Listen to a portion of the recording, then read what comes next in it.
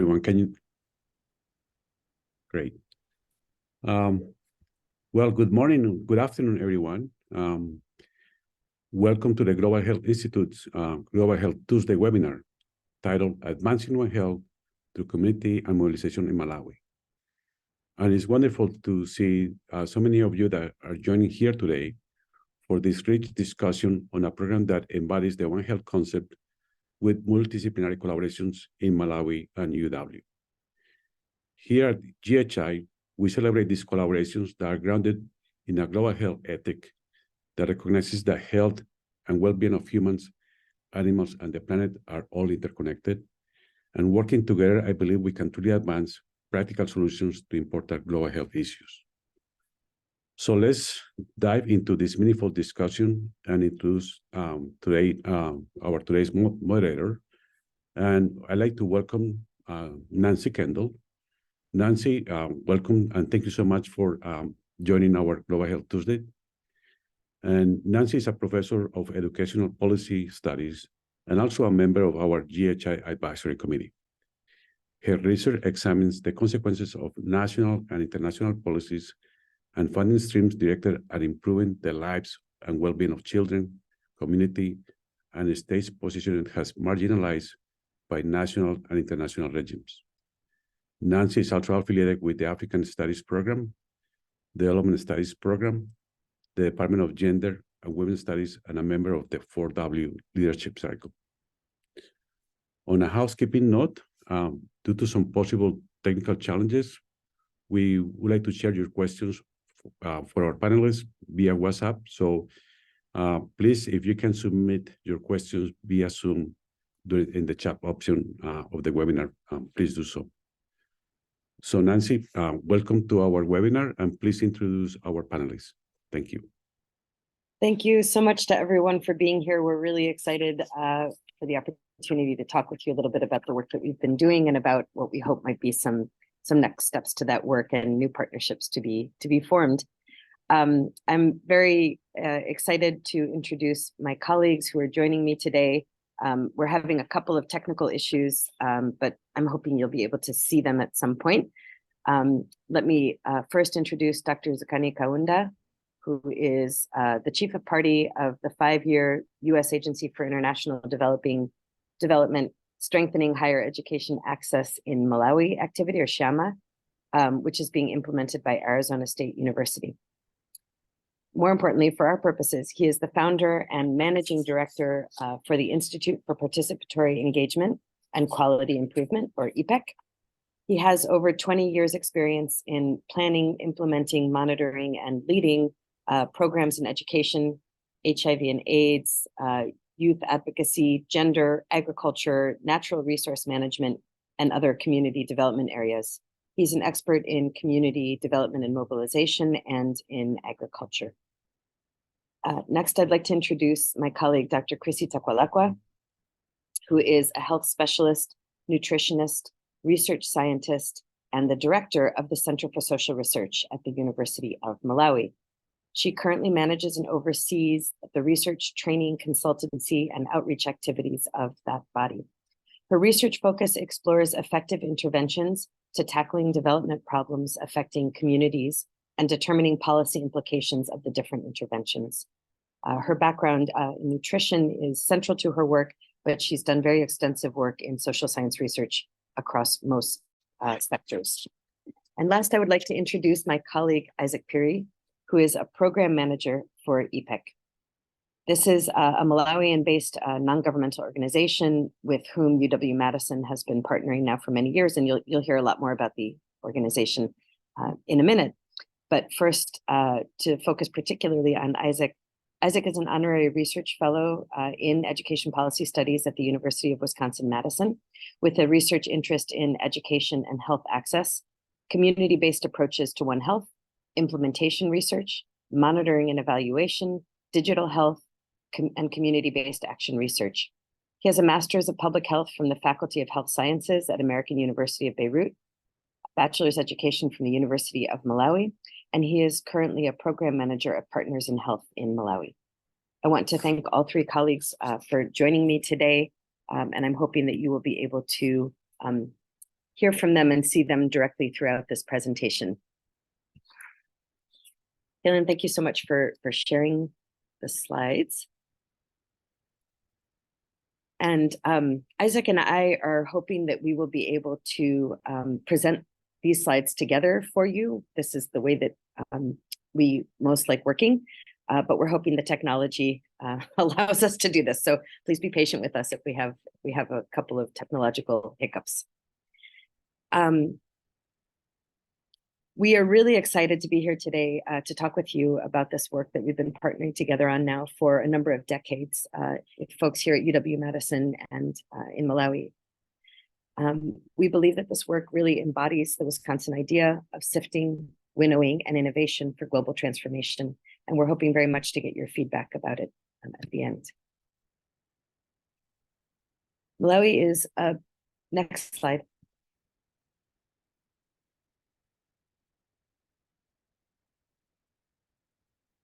Malawi is a beautiful country in southern Central Africa, which faces opportunities and constraints caused by its particular demographics, landlocked borders, diverse ecologies, including the world's deepest lake, second deepest, sorry, its position in regional and global financial markets, and a colonial history of border drawing and land expropriation that marks the country.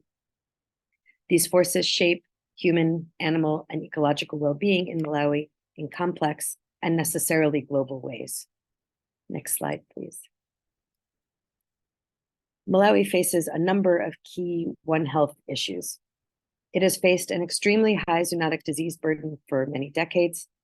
HIV, malaria, and TB, among others, continue to be major causes of morbidity and mortality, with multi-generational health, social, and economic consequences. Just as the human population has faced very high communicable disease burdens, so too do domesticated animals and plants. In the face of these challenges, some of the existing tools of modern medicine are failing. There are increasing levels of antibiotic resistance for humans and animals, pesticide and herbicide resistance for plants, and so forth. And following COVID, social media-fueled disinformation is leading to rising vaccine refusal and declining knowledge about and use of low-cost interventions such as oral rehydration therapy. At the same time that these challenges to well-being grow, a syndemic of communicable diseases, food insecurity, and malnutrition is being fueled by the rapid environmental degradation and the very significant climate crisis events, including cyclones, droughts, floods, and more, that Malawi is increasingly experiencing. Next slide.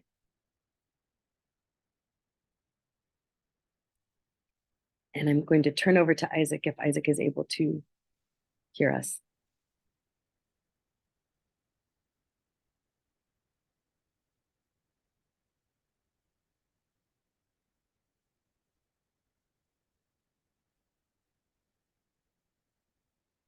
Isaac, your microphone is on, but we're not hearing.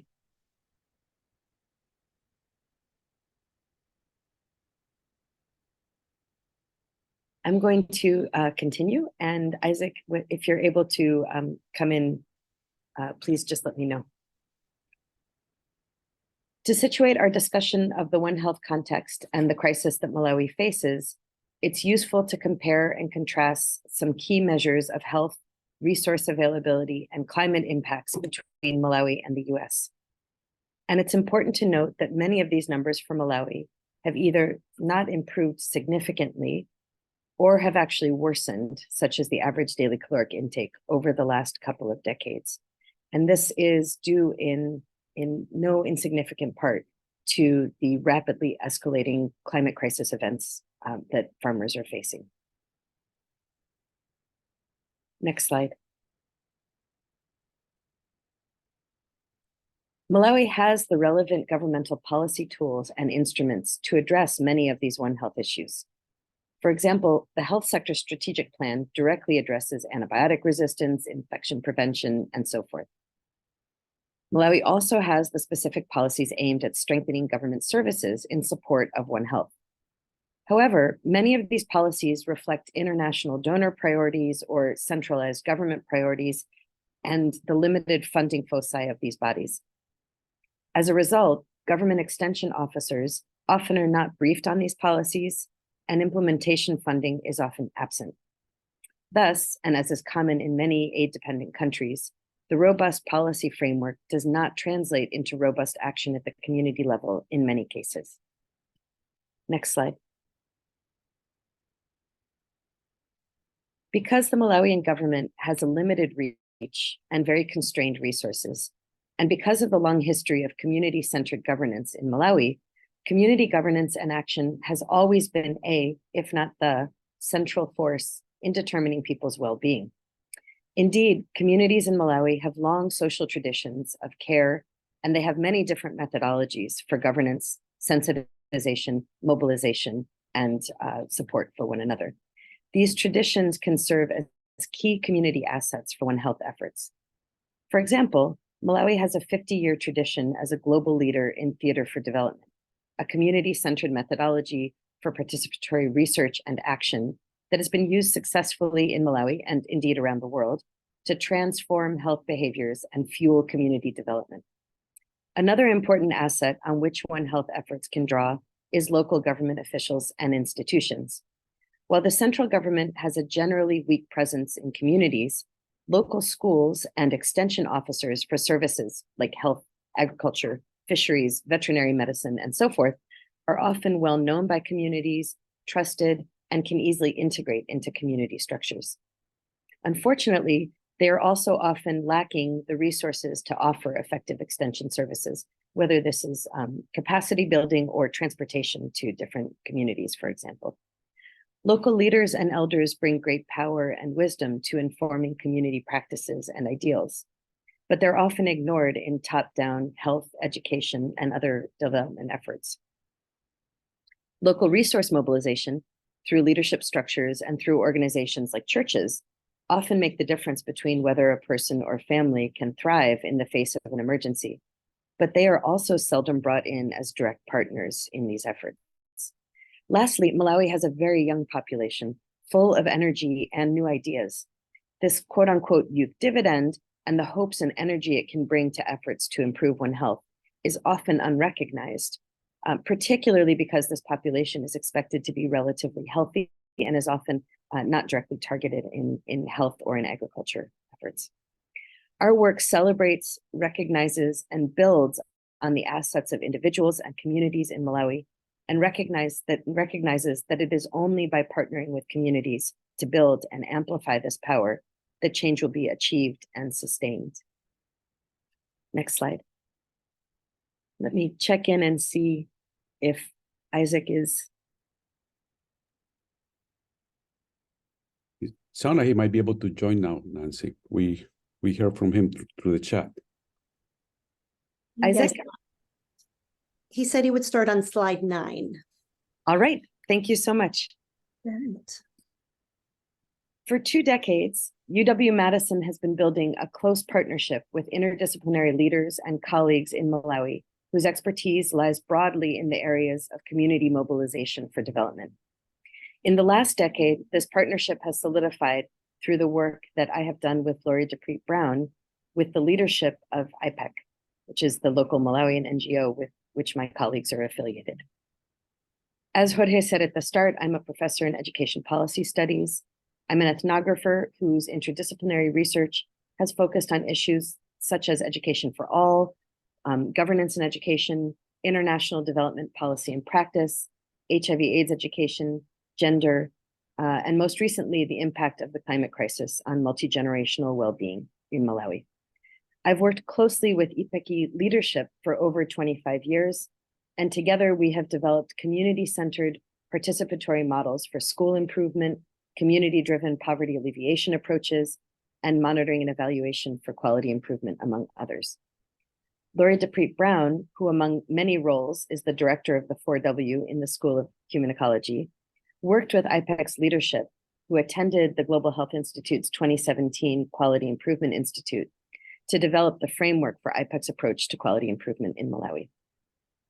She also conducted a QI skills workshop for IPEQ when it was first constituted. 4W has provided financial and in-kind support for Lori to help design and implement projects conducted in partnership between UW and IPEQ. And since this partnership began, UW-Madison has partnered with IPEQI on a range of projects. These are listed on the slide, and in this presentation, you'll learn a little bit more about Circle of Care and community engagement for One Health.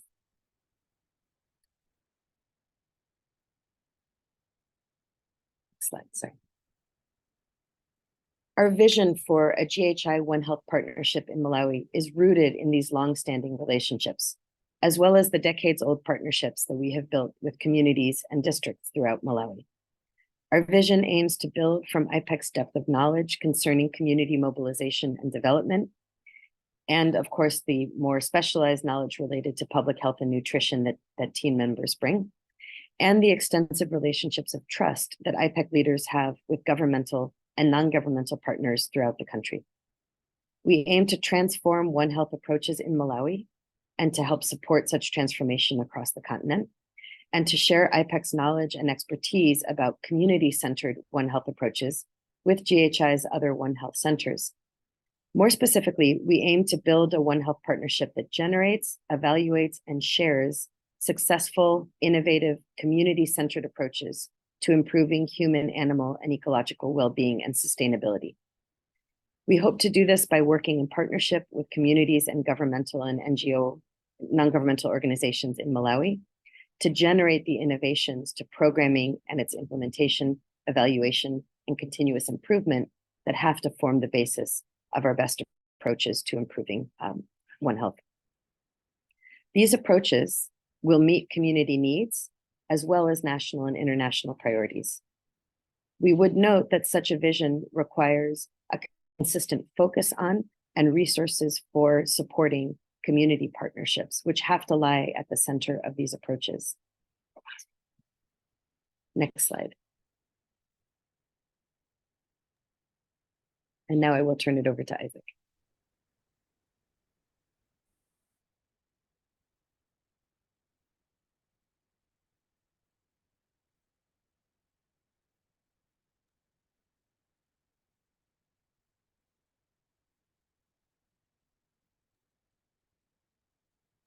See if he can join us, Nancy. I think we're trying to connect with him. Great. Yes. In the meantime, while we're waiting for Isaac, perhaps you could continue and then I will let you know when he's able to join. Thank you, Katie.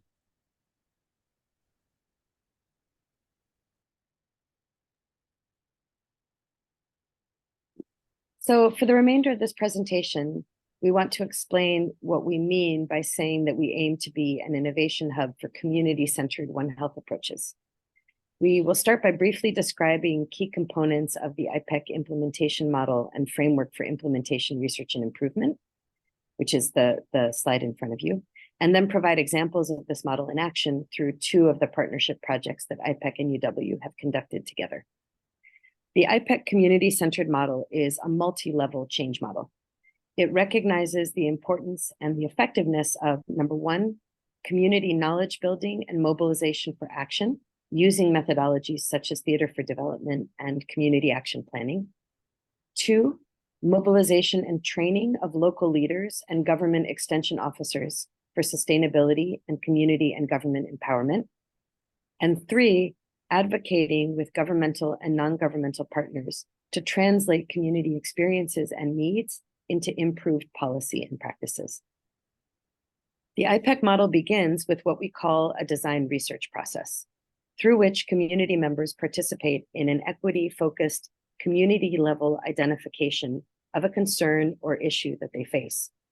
The IPEQI team then collaborates with key community members and district officials to develop evidence-informed interventions to address the community concern. This draft intervention is presented to the community for their feedback, and there is then a shared process of dialogue to improve and agree on an intervention initial design. Working in partnership with extension officers, community leaders, and those who may be direct, quote-unquote, targets of the intervention, we then pilot the intervention. Using a process called Monitoring and Evaluation for Quality Improvement, or MEQI, which is again community-driven, centered, and responsive, we collect data on the intended and the unintended consequences of the pilot intervention. Based on these data, and on further discussion with the community, the intervention is improved and then rolled out on a larger community base. The MECI process continues throughout with constant improvements to the implementation, research, and evaluation models along the way. As we identify new needs, we advocate for the resources and processes that are needed to improve community well-being and sustainability of the intervention. For example, extension workers might identify additional training as a need, which we might then fulfill by partnering with an outside organization or with a ministry. As we begin to see significant results emerging, we then outreach again to external actors to disseminate information about the effectiveness of the interventions and about potential improvements to existing policies and practices. In turn, as external policies, practices, and resources change, we link communities up with new spaces for innovation and resourcing that have opened up, so as to fuel the next round of community-centered innovation. We focus at every stage on true partnership and in transfers of ideas and successes across communities and around the country. While we know that the participatory approaches that we have developed are successful at supporting community-led improvements in well-being, we are constantly learning and testing new mechanisms and processes as well. In the last few years, these have included systems thinking, assets-based approaches, cross-sectoral collaboration, and new community identification and action planning approaches. This learning process culminates into a unique results framework, which combines work from implementation research and QI with community-centered measures. It values process, not just outcomes, and as such assures that the work is acceptable and adopted and sustainable at the community and local government levels. The model thus leads to transformative change from the village up to national and international policy levels. Next slide, please.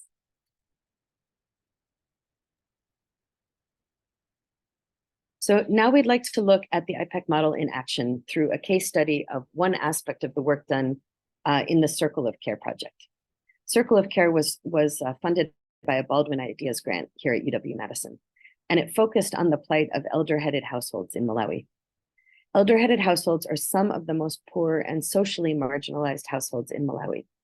Yet many are responsible for caring for the majority of the country's orphans, and elders hold wisdom about issues such as farming, traditional medicines, social practices, and so forth that are essential for communities' resilience, especially in the face of increasing climate crises. This project aimed to strengthen individual elder-headed households' food security and health, to empower elders and assure that they were recognized as one of the great assets of communities and therefore received community support, both social and financial, and transforming schools so that they became more responsive to orphans' needs in particular. One of the early lessons that we learned from the project was that the way that households were identified for nationally funded social cash transfers was not working well. Many of the most vulnerable households were not receiving the social cash transfer, and corruption around identifying households was causing a lot of community tension. Based on our previous experiences and working with elders, community leaders, and extension officers, we developed a new and participatory process for identifying the most vulnerable households. This mechanism was not only validated through extensive household level visits, but we also learned that many local leaders preferred the process because it took the pressure off of them to select recipients. In other words, it helped repair governance in the area, as well as improving the efficiency of service delivery to the most vulnerable. We shared this process with district and national and international officials, and there's ongoing conversation about changing how social cash transfer recipients are identified based on this work. Having identified the most vulnerable households, we then worked closely with elders themselves to identify their key health and social needs. They identified the need for social support and the need for an elder clinic, health clinic, which was heartily endorsed by community leaders and extension workers in the area. On the side of social support, we trained youth groups in theater for development approaches to sensitize and mobilize communities in support of elder-headed households. And this led to a series of innovations around, for example, fish farming, agricultural interventions to provide some resources directly to elder-headed households. And we also supported elders in creating psychosocial support groups amongst themselves. For the clinic, we worked with community leaders and new partners, such as Partners in Health, to advocate with the district and the National Ministry of Health to create a clinic. We partnered with the District Ministry of Health and with Partners in Health to train health center workers and to identify best practices for geriatric non-communicable disease clinics. We also advocated at the national level so that the clinic could be recognized and taken over by the government. As a result of this multi-level community-centered process, 32 of the 200 most marginalized elders identified by the project are now supported with essential health care through this non-communicable disease health clinic. Their improved health in turn increases the chances that their grandchildren will have a loving, safe childhood and be able to continue in school. The whole community recognizes that the work that these elders did to identify their needs and to advocate for the clinic in turn created a resource that benefits everyone in the community, as everyone can visit the clinic. At the national level, we have supported creation of a clinic model that government now owns, staffs, maintains, and is considering adopting on a national scale. This is an example of how we are constantly listening and evolving ideas with communities. Then we look for One Health opportunities to change mindsets, build infrastructure, change policies and practices. Once this process is sustained by communities themselves, it can continue with relatively minimal support and resources. For example, after Circle of Care concluded, Malawi was struck by Cyclone Phiri, the longest cyclone to ever stay over a landmass in recorded history. The damage was very extensive in Machinga, the area where the project occurred. But the Circle of Care approach to determining who is in need was mobilized. And so as a result, the most vulnerable households in the community received help from youth groups, neighbors, NGOs, and government. And it is not only at the community level that work continues. The Ministry of Health also partners with us now around these efforts. So for example, when the German aid organization BNZ came looking for a partner in a project that aimed to support elderly people in Malawi, they were directed to Machinga to partner with IPEQI and the community structures that we had supported, because the ministry knew that their resources would be used appropriately. Next slide. And Nancy, if I may, at the moment, just wanted to let you and all know that Isaac is able to hear. He unfortunately just cannot share. So just know that if anyone has questions too, you can put that in chat and I'd be happy to share. Thank you so much, Katie. All right. So we'd like to give you one more example of the IPEQI model in action by looking closely at one aspect of the work done for a second project that was done together with GHI funding. And this is the GHI Community Engaged for One Health project, which is still ongoing. So this is kind of discussing some early outcomes. As mentioned previously, we trained youth groups in theater for development approaches as part of the Circle of Care project.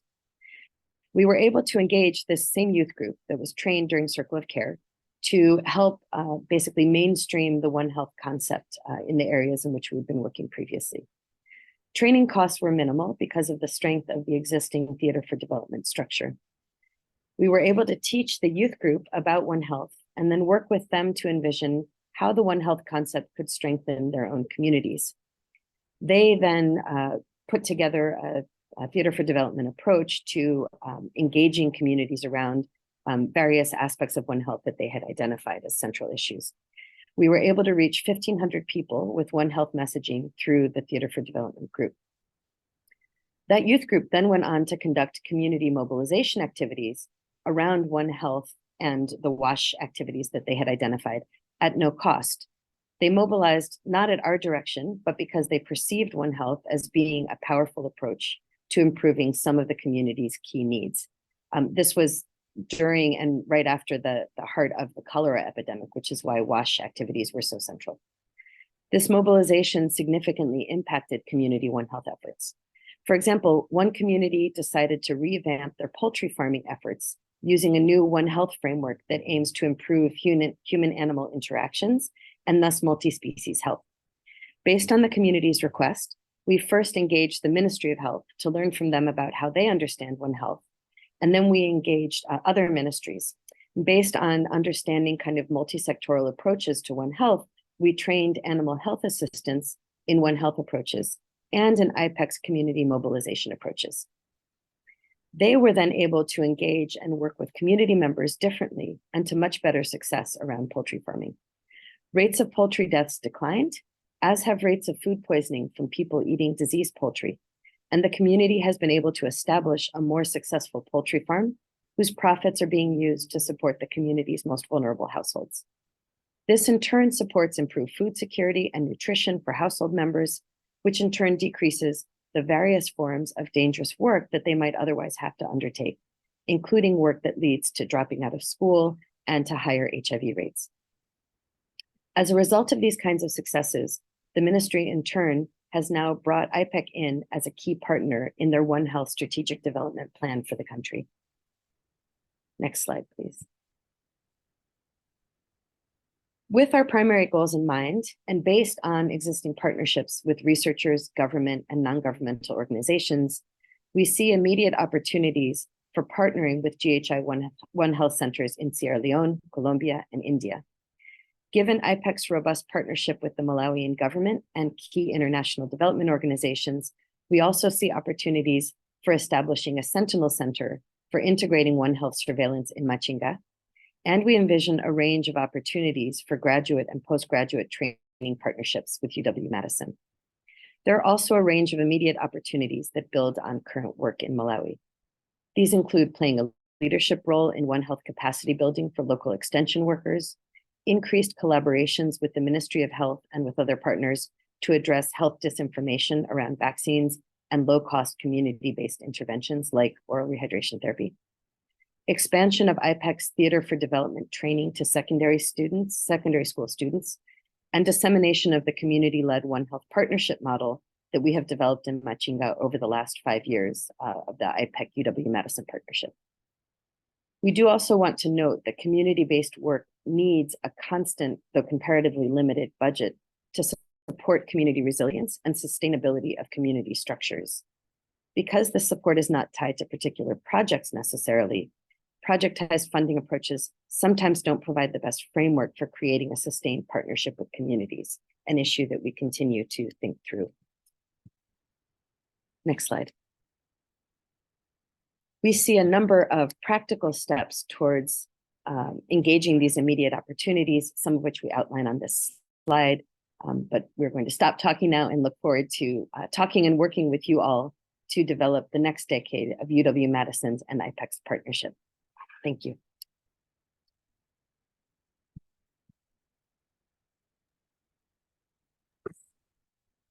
Nancy, that was wonderful, Nancy. That was really a great illustration of the work you're doing in Malawi, and congratulations to you for this great work. I apologize for the communication issues that we had. I'd like to open your webinar for questions from the audience.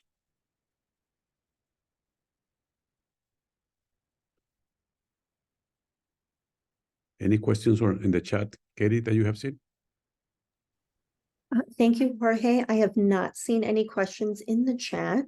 I will remind folks that all three of our panelists are able to hear the discussion. So should you have any questions for them, please do let me know, and I'm happy to relay going back and forth. Well, I might start there myself with a question, Nancy, if that's okay. I was very impressed with the circle of care work that you're doing with IPEQ, and how that actually, with the cyclone and the cholera outbreak, actually was able to implement that those efforts right away. And as you might see, that future natural disasters will continue to happen in the region. You know, this is definitely really kind of very nice for you to have this in place while this was happening. So what do you see we can do from UW perspective, you know, that we are many different school and colleges to provide more support, like you talk about the Theater for Development group? How can we provide more support to integrate different concepts? Because I think this is something that could really benefit future opportunities in Malawi. Thank you, Jorge, for that question. I'm hoping also that my colleagues may be able to join in responding. And I wanted to clarify for everyone, we were a bit concerned about these technical problems because there have been lots of connectivity issues recently. Malawi is experiencing a pretty significant heat wave, which has leads to complications with electricity because it's hydroelectrically generated. And so we created, everything you just heard was created together. We went back and forth asynchronously. So that represents our shared understanding of the work we've done together. But I would really like to, I hope we're able to hear directly from Dr. Zikani, Chrissie, and Isaac. I will just say briefly from my perspective that UW-Madison has a great deal to offer to supporting communities in addressing the increasingly complicated syndemics and crises that particularly rural Malawians are facing. The work that we do is rooted in communities' experiences and needs, and requests for particular kinds of engagement and support. So learning is always two ways, and begins by placing ourselves in a position where we can ask what people are experiencing and what support they need. And so my answer would be the issues that people are facing on a day-to-day basis are extremely complex. The issues that institutions are facing are extremely complex. And there's so many ways in which we can be involved in supporting them and in learning from them, because I always learn more than I feel like I'm able to support. But it really requires starting by asking what people's experiences are and then linking that with our own areas of interest and expertise. Let's see if, Lori, I think that's a great idea. If colleagues, if you're able to record to WhatsApp, we can also play that. Yeah. Yes, and I have sent that message to the group, and we can always record a message after the fact and post this recording as well as their recordings on our website at ghi.wisc.edu. So we can do that too. In the meantime, it looks like there is a comment from Claire. She'd like to hear a little more about the new process you're using for selecting vulnerable households for assistance. Let me pause just for a second and see if any of my colleagues would like to respond, and otherwise I'll. I'll try if you, I hope you can hear me. We can, Chrissie, thank you. Thank you. Yeah, so unlike the other process that Malawi uses to identify vulnerable ones, for IPEQI, we use a different one that involves the community members. So it's the community members that assemble and assess who is vulnerable in their community and who would need assistance. So we get the information that the communities give us, unlike the other programs where some people from offices would come and pick the people that they think are vulnerable. So we start from working together with the communities at that level where they all understand who is in need, what is needed, who should be involved, and how. So that's how we operate. Thank you.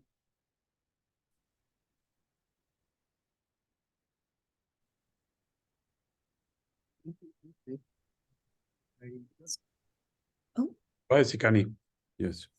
And yes, I just wanted to add that the process that is utilized is that first of all, the communities themselves, they come up with a criteria as to whom they think is vulnerable, or who is it that needs our support.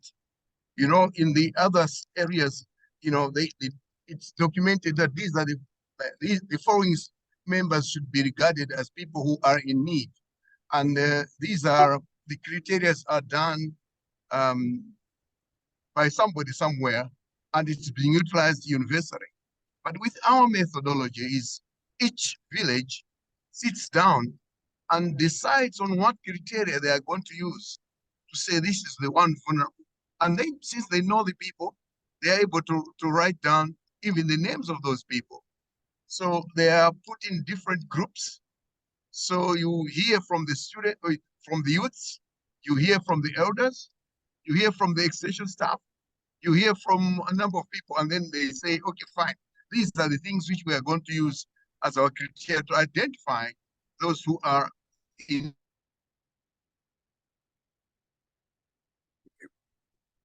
of support. And then they in need of support. And after listing the names, they go back to the group to be transparent, to say, these are the names that we're saying they're in need. And the people say, no. Some of them you have included are not, they are not in the criteria that you mentioned. So there's a lot of transparency, and there's a lot of agreement on whom they're supposed to support. And that's why even when it comes to resources distribution, everybody is agreeing, and they don't fight, or they don't want to steal whatever is there. They would want to make sure that it goes to the people whom they've identified. And in the process, you also see that when the resources are supposed to be distributed, they are the people themselves who also take part in distribution. And knowing that the resources are like in cycle of care, the resources were limited, the communities themselves, some of them who are doing better, they could even contribute to support those elders who they had chosen to support because they were in need. So that's the process that I think the government is also willing to adopt, to say this is very true, and it can minimize cheating, theft, and everything else. I just wanted to add that. Thank you. Thank you both. I have a much clearer picture of how that works and why it works. It's very exciting. Thanks. Also, Zikani, nice to hear your voice. Thank you.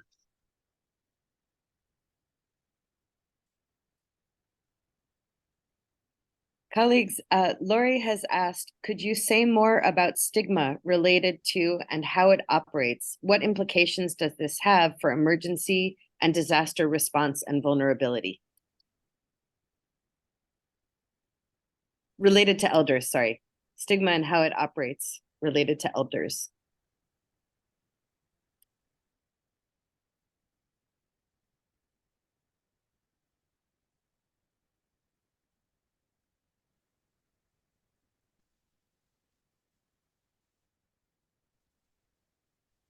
Are you able to?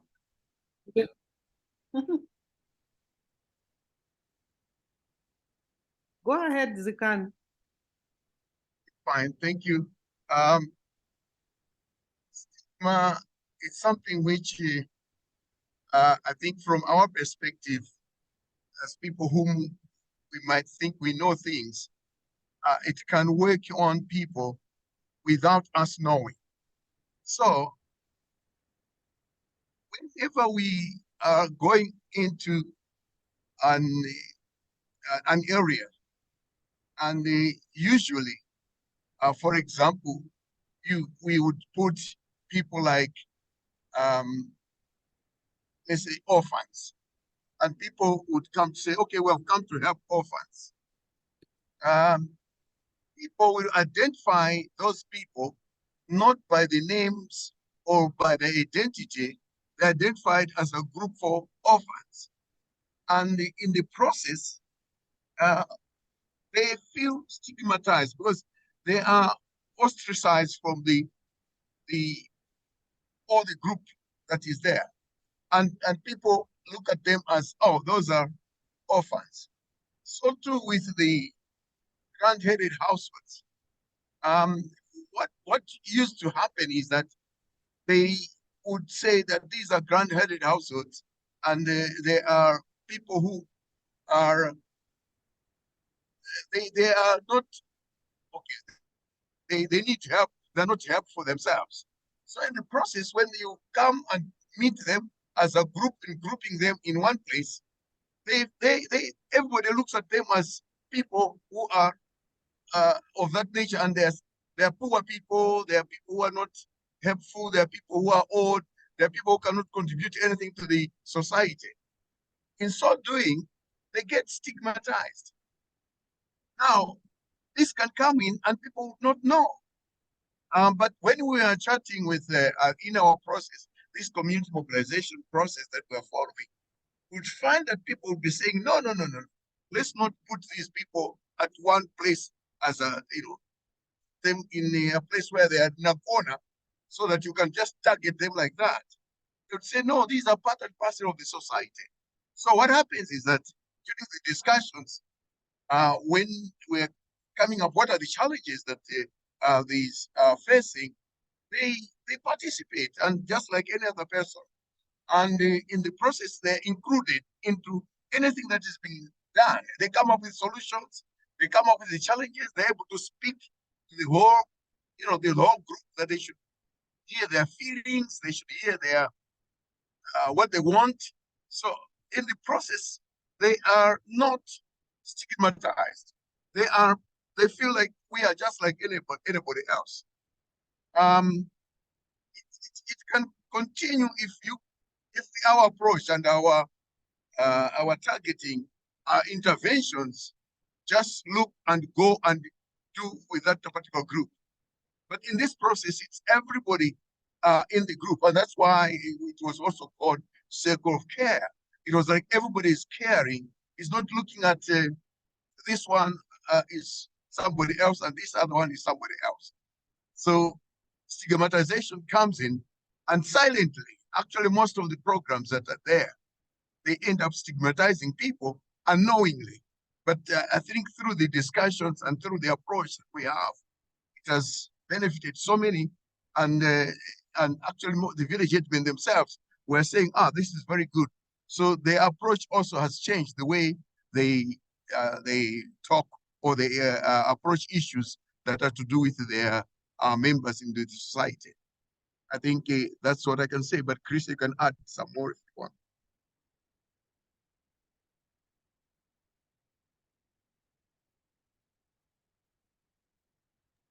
Thanks, Zikani. You've covered almost everything what I wanted to say.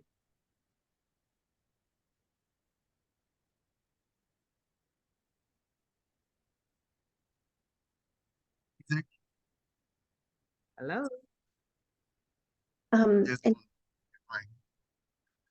And yes, I just wanted to let folks know too that we've shared a question with Isaac, and I will be monitoring in case he's able to share anything. What we can do as well is if you do put a question in chat, we can also relay it to you after the fact as well. And yes, Nancy. Katie, I just wanted to note Isaac was able to respond about AMR. He says, thank you so much for the question. There are key issues related to use of unprescribed medication in the communities, especially with the lack of medicines in designated health centers. There's a lot of kind of black market purchasing of medications. Generally, we're working towards community mobilization on issues related to educating communities on this new topic. So there's both the issue of unprescribed medications and the issue of resistance in the medications that are readily available. This is something that from the community level is newly developing as an area of interest, but something that Claire might know quite a lot about from the kind of health center perspective. I'm not calling you out, Claire, unless you want to be called out. I do have one comment there, Nancy, which basically these AMR issues seem to be common to many different locations where we are working, Colombia, different portions of Africa and even India. So maybe we should think more globally on different ways to address this from the community level, but from the information level and fewer things as well.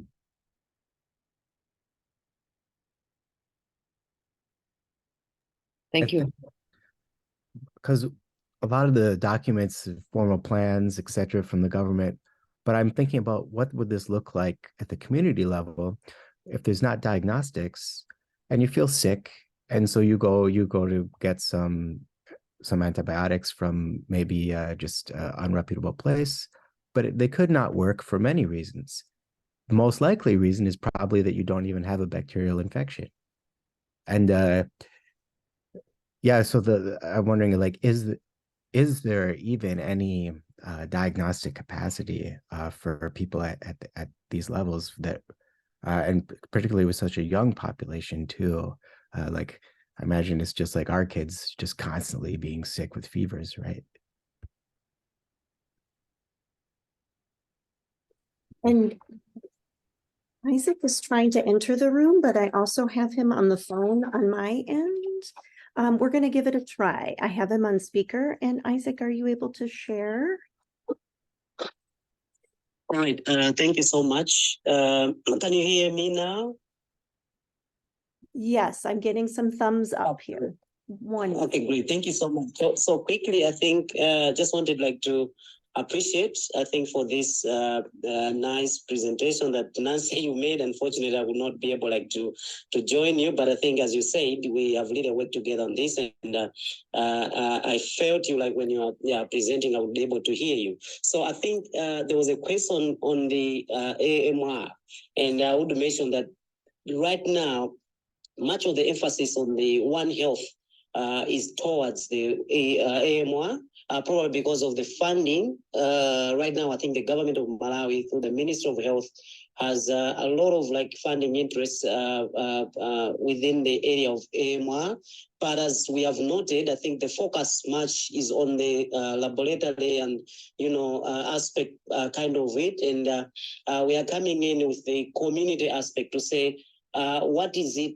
This discussion should start with the people themselves. There are some very interesting stories that we have heard from the community in terms of AMR. So, for example, there was one grandmother, and then was saying, we are just having some real talk to say, okay, so you have been prescribed to take two drugs, and then two medications will be like, I cannot take two drugs at the same time, or two pills at the same time, because I'm old enough. I feel like I will die if I take two. So instead I just take one. And those little things are the ones that later on, the fuel issues related to drug resistance. And what is it that we want to do? We want to take this discussion from the community. Let this start being discussed at household level, to say it is important for us to have prescribed medication. And through that work, we have also been able to challenge some other systems that probably they also fuel such cases. So, for example, that we have had cases, for example, where people would go into a public hospital and then they would just be given, let's say, just Panadol. They're suffering from something, they will just be given any medication, probably because they are of low health literacy levels. So for us, I think our aim is to increase the literacy levels, and so that people should be able to make decisions. And through that, we see it as a path of change in terms of addressing the antimicrobial resistance, but starting with that at household level. Sure.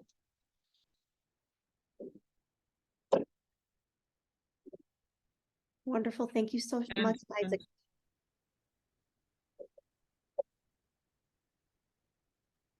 Chrissie, please.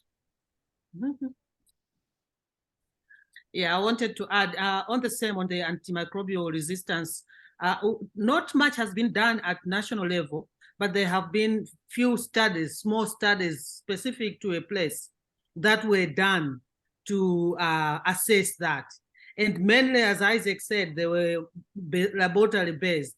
So, but then the conclusion was because people are taking drugs, not finishing the drugs, and taking wrong drugs, and all that, and also not knowing if the drug, they really need to finish the drug or not. So all that is what also triggered this whole idea of including this in this One Health Center plan, so we can get down to the communities, make them understand that when they get the medication, they really need to adhere to it if they are to recover. So that's an additional to what Isaac said. Thank you. you. And I think just a very quick one. I think something also very interesting that we are learning from this One Health project is the relationship that is there between animals and animal health and human health. So in our context here, people sleep in the same household with domesticated animals, and partly it's due to maybe security reasons, but partly also it also has like an aspect of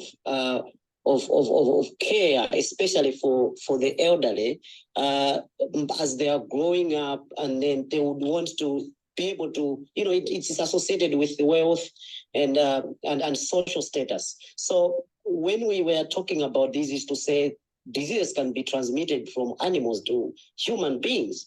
And one example that we're given to say was to say, for example, if you consume infected animals, let's say dead animals, there is that possibility that it might affect the human health. So, that complexity of trying to understand how humans and animals can live to, can work to collaborate, if that's a light way, to make sure that we were able to achieve both improved human health, and at the same time, we are also making sure that we don't have these zoonotic diseases being transferred from the animals to the humans. At the same time, we also know it will also be the same from the humans to the animals. So it's really an interesting area. We are really yielding a lot of interesting insights from ordinary committee members on terms of how we can work together to make sure that we have improved, preliminary health for our environment, for our animals, as well as for the human beings. Thank you. Thank you so much, Isaac. Very helpful. Well, I think we're getting close to the end of the hour. So what I would like to say is thank you so much to all of you for attending the webinar today. Thank you, Nancy, for carrying the load of doing the presentations. And you did incredibly well, even with the technical difficulties. Also, thank you to Isaac, to Chrissie, and to Zikani for joining us as well. I think this is an excellent example of how GHI can be more involved and how UW can be more involved in One Health projects. And your work in Malawi is definitely a really great example for One Health in action. Thank you so much. And congratulations, Nancy. Thank you all so much for joining today. And I wanted to also just quickly thank GHI for the financial and the technical support for this project. I think it's a great example of the ways that UW-Madison can get involved in this kind of work from all sorts of different angles. These are seeds that grow and flourish in many different directions. And to that extent, I hope that anyone who has any interest in joining will let us know and help us search for the resources to keep this work going. Thank you so much. Thank you. Well, we'll close it now. Thank you so much, everyone. Okay, goodbye.